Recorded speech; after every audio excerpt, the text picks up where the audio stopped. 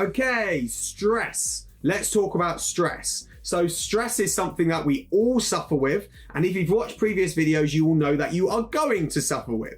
You can't remove stress from your life. That is just something that's not going to happen. There's always going to be things in your life that stress you out. There's always going to be things in your life that really frustrate you. There's going to be things in your life that anger you. We cannot change that. We cannot help that. So do not try. What you can do is you can control how you deal with the stress. Okay. So if you get made redundant or lose your job through no fault of your own, or maybe someone says something that hurts you, again, that is nothing you can control. But what you can control is how you deal with that stress and what you do as a result of that stress. And that is completely up to you. You can choose to crawl into a hole and struggle with it, or you can choose to face it and tackle it and deal with it. That is completely up to you. But we've got to be trying to reduce how the stress affects us, because when we get stressed, we raise our cortisol levels. Our hormone cortisol is increased, the stress hormone.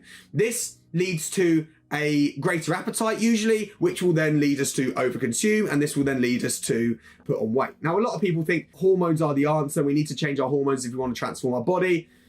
Hormones do not directly impact on our weight or body fat or body composition levels. It's calories in, calories out that does that, but they can indirectly through behavior change. Okay, so by increasing our cortisol when we're stressed, we increase our appetite because we're metabolizing fats and carbs faster, and this makes us obviously hungrier and causes us to potentially overconsume. So we've got to try and keep our cortisol levels under control, which means we've got to try and reduce our stress where we can. Not only this, when we are stressed, when cortisol levels are risen, our testosterone levels are reduced. And testosterone is responsible for muscle growth and repair. It is the growth hormone, so it's very important for muscle. And if we don't have the testosterone, we'll struggle with the muscle. And if we don't have the muscle, we won't have the metabolism. And if we don't have the metabolism, we won't burn the calories, okay? So cortisol, it seems like it's being pinned as the bad guy here. It's not necessarily, it's completely natural. It's going to increase and decrease all the time, but we don't want it to have elevated high levels. We want to try to control our stress. But remember,